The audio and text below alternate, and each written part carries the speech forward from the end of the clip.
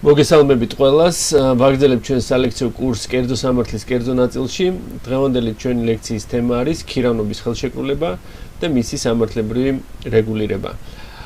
მანამ სანამ უშუალოდ შევეხებოდით ქირავნობის ხელშეკრულების სამართლებრივი რეგულირების საკითხებს, მინდა ორი სიტყვით შევეხოთ ქირავნობის ხელშეკრულების სამართლებრივ ბუნებას და აქვე გავსაზრდოთ, რომ ქირავნობის ხელშეკრულება არის ორმხრივი, კონსენსუალური და სასყიდლიანი გარიგება. პირველ რიგში რაც შეეხება ქირავნობის ხელშეკრულების ორმხრივ ბუნებას. თქვენ ხედავთ სლაიდზე მოცემული არის ნორმატიული რეგულირების განსაზღვრელი, ასე ვთქვათ, პირველი მუხლი, რომელიც მოცემული არის საქართველოს სამოქალაქო კოდექსში, იგი გახლავთ დეფინიციური შინაარსის და თქვენ ხედავთ მის ფორმულირებას, რომ ქირავნობის ხელშეკრულებით გამქირავებელი მოვალი არის დამქირავებელ სარგებლობაში გადაცეს ნივთი განსაზღვრული ვადით. პირველ რიგში უნდა ითქვას, რომ მუხლის ეს შინაარსი განსაზღვრავს, ანუ ტერმინოლოგიურად განსაზღვრავს ქირავნობის ხელშეკრულების მხარეებს და უწოდებს მას გამქირავებელს და დამქირავებელს.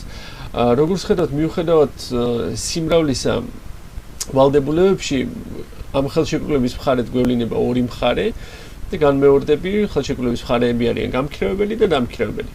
რაც შეეხება ქირავნობის ხელშეკრულების კონსენსუალურობის საკითხს, თქვენ ბუნებრივია გახსოვთ, რომ კონსენსუალურობა მომდინარეობს ლათინური სიტყვიდან კონსენსუსი, რომელიც ნიშნავს თავისუფლ შეთანხმებას და გარიგება კონსენსუალური არის მაშინ, როდესაც უშუალოდ მოქმედება, რომელიც უნდა განხორციელდეს გარიგების ძალით, ამ განსახილველ საკითხში საუბარი მოაქვს ქირავნობის საგნის გამქირავებლისაგან დამქირავებლისათვის გადაცემას გულისხმობ, შესაძლებელია მოხდეს ხელშეკრულებით განსაზღვრულ კონკრეტულ დროს. რას გულისხმობ? თუ ვთქვათ, ქირავნობის საგანი არ არის ქირავნობის ხელშეკრულების მომენტში გადაცემული, მიუხედავად ამისა, ქირავნობის ხელშეკრულება მხარეთა ხელმოწერის შემდგომ ჩაითვლება დადებულად და ასეთი გარიგება არის ნამდვილი. უშუალოდ ქირავნობის საგნის გადაცემა გამქირავებლისაგან დამქირავებლისათვის უნდა მოხდეს იმ კონკრეტულ დროს და ვითარებაში, რომელიც დროც ასეთად არის განსაზღვრული ხელშეკრულებაში. შესაბამისად, როგორც თქვენ ხედავთ, ზუსტად ის, რომ ხელშეკრულების საგნის, ანუ ქირავნობის საგნის გადაცემა შეიძლება მოხდეს მხარეთა შეთანხმებულ დროს, განამტკიცებს, რომ ქირავნობის ხელშეკრულება არის კონსენსუალური გარიგება და არა რეალური გარიგება. რაც შეეხება სასყიდლიანობას, ანუ გარიგების სასყიდლიანობის სახეს, თქვენ როგორც ხედავთ თქვენ სლაიდზე მოცემული მუხლის მეორე წინადადება ამბობს, რომ დამქირავებელი მოვალია გამქირავებელს გადავხადოს დათქმული ქირა.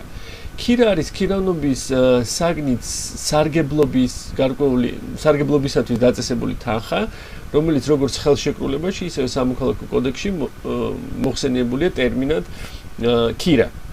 შესაბამისად, შევჯერდეთ ამ ეტაპზე, შემდეგ მდგომარეობებზე, რომ ქირავნობის ხელშეკრულება წარმოადგენს ორმხრივ გარიგებას, იგი თავისი ბუნებით არის კონსენსუალური გარიგება და ამავდროულად არის სასყიდლიანი გარიგება.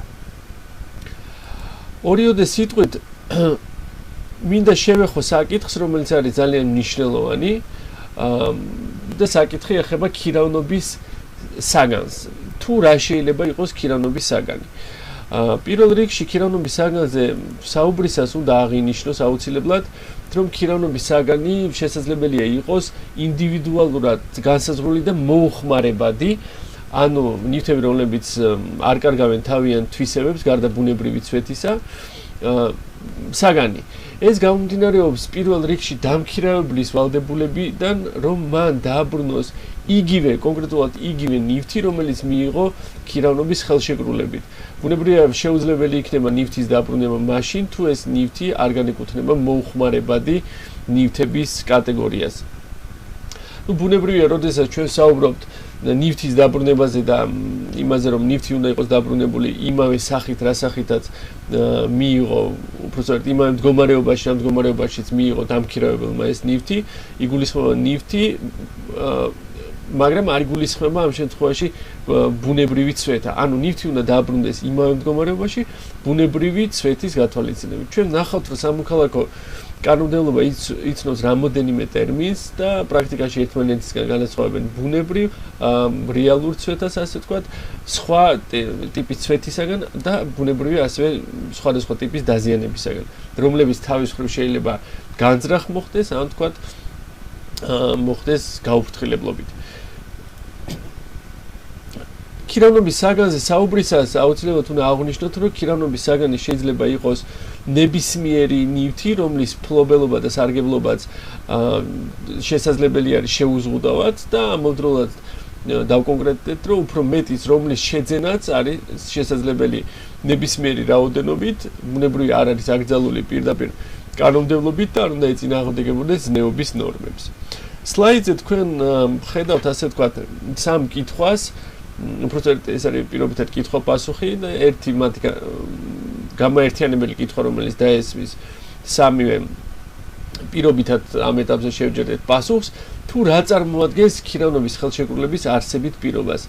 ეს კითხვა მნიშვნელოვანია იმდენად, რამდენადაც, როგორც თქვენ იცით, თუ ესა თუ ის კონკრეტული პირობა, ვსაუბრობ არსებით პირობაზე, არ იქნება აუცილებლად გათვალისწინებული ხელშეკრულებაში, მაშინ ასეთ პირობის არ გათვალისწინებამ შეიძლება გამოიწვიოს ხელშეკრულების ბათილობის საკითხი. შესაბამისად, კითხვა ჟღერს შემდეგნაირად, რომელი ტიპის პირობის არარსებობის შემთხვევაში, ანუ დეტალურად არ განსაზღვრის შემთხვევაში, ქირავნობის ხელშეკრულება უნდა იყოს მიჩნეული ბათილად. რაზედაც მინდა თავიდანვე შევთანხმდეთ, ეს არის ქირავნობის ხელშეკრულების საგანი.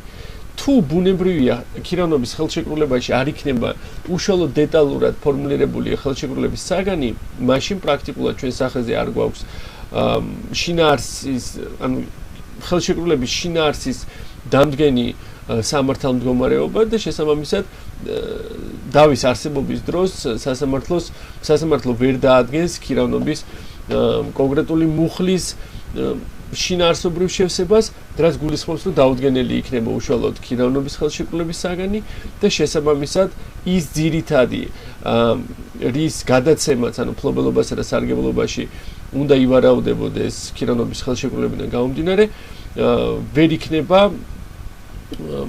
ასე ვთქვათ დეტალიზირებული, ანუ ვერ იქნება პერსონიფიცირებული, თუ რომელ საგანში ეხება ეს. რაც შეეხება ხელშეკრულების მოქმედების ვადას და ქირავნობის ფასს, ანუ ქირას, აქვე უნდა აღვნიშნოთ, რომ ვერ ვიტყვით, რომ ყველა შემთხვევაში, როგორც ხელშეკრულების მოქმედების ვადა, ისევე ქირავნობის ფასი წარმოადგენს ხელშეკრულების არსებით პირობებს. რატომ? ბუნებრივია ზოგადი წესის მიხედვით და კარგი არის, როდესაც მხარეები განსაზღვრავენ ხელშეკრულებაში, როგორც ხელშეკრულების საგანს, ასევე ხელშეკრულების მოქმედების ვადას, ასევე ქირავნობის ფასს, ბუნებრივია ქირის გადახდის წესს, პერიოდულობას და ბევრ სხვადასხვა საკითხს, რომელზედაც საუბარი გვექნება დეტალურად, მაგრამ არის შემთხვევები, როდესაც ხელშეკრულებაში ასეთი რამ პირდაპირ განსაზღვრული არ არის. როგორ გადაწყდება ამ შემთხვევაში საკითხი, არის თუ არა ასეთი გარიგება ბათილი. ამ კითხვაზე პასუხის გაცემისათვის აუცილებელი არის ვიცოდეთ, ემთხვევა თუ არა ერთმანეთს მხარეთა ვარაუდი, რომელი ვარაუდიც ეხება ხელშეკრულების მოქმედების ვადის განსაზღვრას და ხელშეკრულებით განსაზღვრულ, ასე ვთქვათ, ქირავნობის ფასს. ანუ ქირის ოდენობას. შესაძლებელია გამქირავებელი და დამქირავებელი ვარაუდობდეს, რომ მათ ანუ ერთი და იგივე ვადა ქონდეთ მხედველობაში, ნაგულისხმები, რომელი ვადის განმავლობაში სურთ იყვნენ ქირავნობით სამართლებრივ ურთიერთობაში ერთმანეთთან. თუ ბუნებრივია ეს ვადა არის თამხვედრი, მაშინ ქირავნობის ხელშეკრულება არ უნდა იყოს მიჩნეული ბათილად, ვინაიდან სადაო საკითხი ქირავნობის ვადასთან მიმართებაში, როგორც ასეთი არ დგება. რაც შეეხება უშუალოდ ქირავნობის ფასს, ანუ ქირას, ასევე შესაძლებელი არის ხშირ შემთხვევაში, რომ ეს ფასიც იყოს, ანუ ფასის ვარაუდიც იყოს თამხვედრი. რაც იმას ნიშნავს, რომ გამქირავებელი და დამქირავებელი ერთი და იგივე ფასს ვარაუდობს კონკრეტული ქირავნობით სამართლებრივი ურთიერთობიდან გამომდინარე ქირის მოცულობად. თუ ეს ვარაუდი ისე და ისე თამხვედრი არის, მაშინ იბადება კითხვა, რომ რატომ უნდა იყოს ასეთი ქირავნობის ხელშეკრულება მიჩნეული ბათილად. მხარეები სადაოს არ ხდიან არც ხელშეკრულების მოქმედების ვადას, არც ქირავნობის ფასს. როგორც თქვენ ხედავთ, ჩემს მიერ თქვათ მოყვანილ შემთხვევებში მხოლოდ და მხოლოდ ხელშეკრულების საგანი წარმოადგენს ხელშეკრულების არსებით პირობას პრაქტიკულად ყველა შემთხვევაში. ეს იმას ნიშნავს, თუ ხელშეკრულებაში არ არის დეტალურად, ანუ კონკრეტულად გაწერილი და ფორმულირებული ხელშეკრულების საგანი, ასეთი ხელშეკრულება ბუნებრივია იქნება ბათილი და ვინაიდან შეუძლებელი არის იმ საგნის დაკონკრეტება, თუ რომელი საგნის გადაცემაც უნდა მოხდეს ქირავნობის ხელშეკრულების ძალით. აქვე უნდა ითქვას ორიოდე სიტყვით, იმიტომ რომ მე ხშირად ვახსენებ ქირავნობის ხელშეკრულებას და ვსაუბრობ, რომ კონტრაქტში ანუ ხელშეკრულებაში არის თუ არა დაწერილი, კითხვა რომელიც ეხება შემდეგს, აუცილებელია თუ არა, რომ ქირავნობის ხელშეკრულება იყოს ლიტერალური ფორმით, ანუ წერილობითი ფორმით შედგენილი. ამ საკითხზე სამოქალაქო კანონმდებლობა საუბრობს არაერთგვაროვნად, უნდა ითქვას, რომ გამტკიცებული არის ფორმის თავისუფლების პრინციპის ზოგადი წესის მიხედვით, რაც იმას ნიშნავს, რომ გარდა კონკრეტული გამონაკლისის შემთხვევებისა და ასეთ შემთხვევა არის ქირავნობის ხელშეკრულება, რომელიც ეხება მიწის ნაკვეთს და დადებული არის ერთ წელზე მეტი ხნის ვადით, პრაქტიკულად ყველა დანარჩენ შემთხვევაში ქირავნობის ხელშეკრულება შესაძლებელია დადებული იყოს როგორც წერილობითი ფორმით, ასევე ზეპირი ფორმით. ბუნებრივი არის იმ მტკიცებისათვის უკეთესია, რომ მხარეებს ჰქონდეთ წერილობით ფორმით შედგენილი დოკუმენტი, რომელიც ასე ვთქვათ, დოკუმენტიც, ანუ გულისხმობ ხელშეკრულებაც, შემდგომ ვთქვათ, დავის არსებობის დროს იქნება წარმოდგენილი სასამართლოსა თუ სხვა ასე ვთქვათ, უწყებაში, პირობითად სხვა ორგანოში, დავის განხილვას სხვა ორგანოში, როგორ ორგანოთაც ასევე შესაძლებელია გვევლინებოდეს მაგალითად არბიტრაჟი.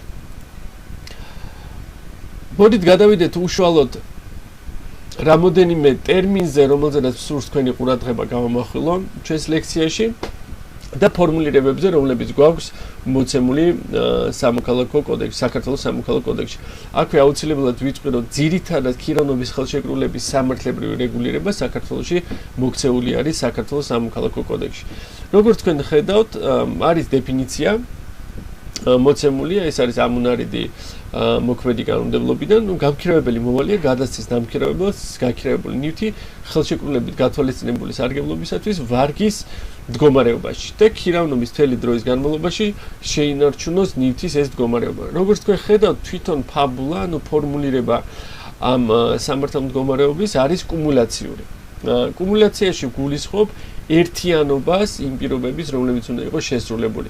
ერთის მხრივ ეს არის, რომ ნივთი ხელშეკრულებით გათვალისწინებული სარგებლობისათვის უნდა იყოს ვარგის მდგომარეობაში გადაცემის მომენტში და მეორე ეხება უშუალოდ ამ მდგომარეობის შენარჩუნებას ხელშეკრულების ვადის განმავლობაში. იგულისხმება როგორც ვთქვათ, ძირითადი ვადა, ასე გაგრძელებული ვადები, ანუ ნამატი ვადები თუ რა ვადითაც იქნება გაგრძელებული ქირავნობის ხელშეკრულება.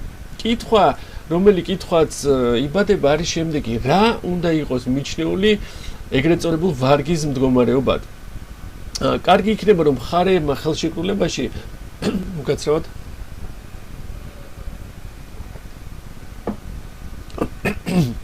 მხარეებმა ხელშეკრულებაში დეტალურად განსაზღვრონ, თუ რას მიიჩნევენ ისინი ვარგისად. იმიტომ რომ არის ტერმინი, თუ ვთქვათ, მხარეები არ განსაზღვრავენ ამას, მაშინ ამოქმედება კონკრეტული, ასე ვთქვათ, სამართალ მდგომარეობა, რომელიც ამბობს, რომ ნივთი ვარგისი არის, თუ იგი გამოსაყენებელი არის მისი ჩვეულებრივი გამოყენების მიზნებისათვის.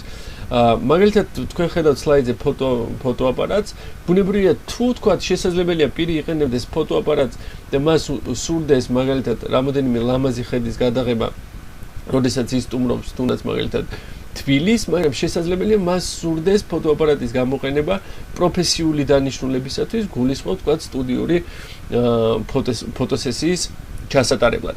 ბუნებრივია მოთხოვნა, ასე ვთქვათ, ფოტოაპარატის მიმართ შესაძლებელია იყოს სხვადასხვაგვარი ამ კონკრეტულ შემთხვევაში. ერთ შემთხვევაში ერთი შეხედვით უმნიშვნელო ნაკაწრი ფოტოაპარატის, ასე ვთქვათ, ლინზაზე შეიძლება გვევლინებოდეს უმნიშვნელო ნაკლად და მნიშვნელოვანია, რომ უმნიშვნელო ნაკლის არსებობის დროს დამქირავებელს არ აქვს უფლება მოითხოვოს ხელშეკრულების მოშლა, ისევე როგორც არ აქვს უფლება მოითხოვოს ქირავნობის ფასის, ანუ ქირის შემცირება. ხოლო მეორე მხრივ შესაძლებელია ნივთის ნაკლი იყოს მნიშვნელოვანი, იგივე თუნდაც ნაკაწრიდან გამომდინარე, მაგრამ ბუნებრივია პრაქტიკაში არსებობს ბევრად უფრო დიდი მოცულობის, ასე ვთქვათ, ბევრად უფრო მნიშვნელოვანი საკითხები, მაგრამ განსახილველ თქვათ მაგალითთან მიმართებაში, იგივე თქვათ ფოტოგრაფიის საკითხი შეიძლება ლინზაზე არსებული ნაკაწრი იყოს მნიშვნელოვანი კონკრეტულ შემთხვევაში. ასე დროს თუ ნაკლი არის მნიშვნელოვანი, საქართველოში მოქმედი ნორმატიული რეგულირება ითვალისწინებს, რომ დამქირავებელს აქვს უფლება მოითხოვოს ნივთის ნაკლით გამოწვეული როგორც ზიანის ანაზღაურება გამქირავებლისაგან, ასევე მოითხოვოს მაგალითად ქირის ოდენობის შემცირება. მნიშვნელოვანი არის, რომ ქირის ოდენობის შემცირება თუ თქვათ ნაკლი განზრახ იყო დამალული გამქირავებელმა იცოდა, რომ ქირავნობის საგანს ჰქონდა ნაკლი და განზრახ დამალა, ან თქვათ გარკვეული ზიანი მიადგა დამქირავებელს ამ ნაკლის შედეგად, ქირის შემცირების მოთხოვნა შეიძლება ასევე დაემატოს ზიანის ანაზღაურების მოთხოვნა დამქირავებლის მხრიდან და ზიანის ანაზღაურების მოთხოვნის დაყენება სრულიად, ასე ვთქვათ, არ გულისხმობს იმას, რომ პარალელურად არ შეიძლება დაეკისროს გამქირავებელს ქირავნობის, ანუ ქირის შემცირების მოვალეობა.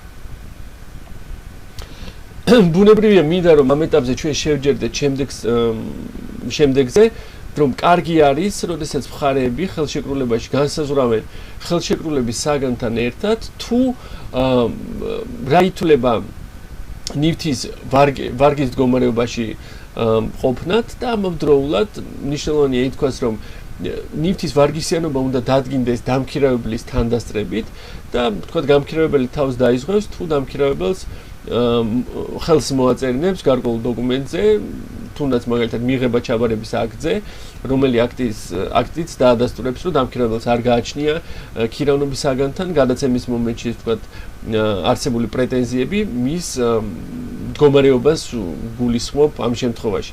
ბუნებრივია შეიძლება ვთქვათ აღმოჩნდეს, ანუ შეიძლება იყოს ისეთი შემთხვევა, როდესაც გამქირავებელმა არ იცოდა იმის შესახებ, რომ ქირავნობის საგანს აქვს გარკვეული ნაკლი, არც დამქირავებელმაც ვერ შეამჩნია ნივთის გადაცემის მომენტში, მაგრამ ქირავნობის ხელშეკრულების მოქმედების დროს, ანუ განმავლობაში, ანუ ქირავნობის საგნის სარგებლობის განმავლობაში ასეთმა ნაკლმა იჩინა თავი.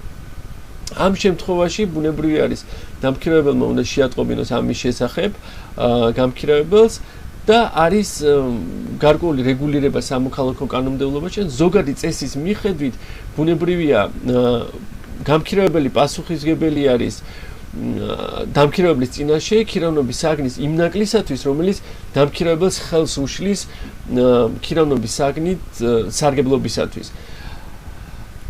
თუ ჩვენ ვისაუბრეთ იმაზე, რომ თუ თქვა განზრახ არის ნაკლი დამალული, ამ შემთხვევაში ვისაუბრეთ, რომ გარკვეული კომპენსაცია, ანუ ზიანის ანაზღაურების საკითხი შეიძლება დადგეს დღის წესრიგში და ამავდროულად ქირის შემცირების საკითხი.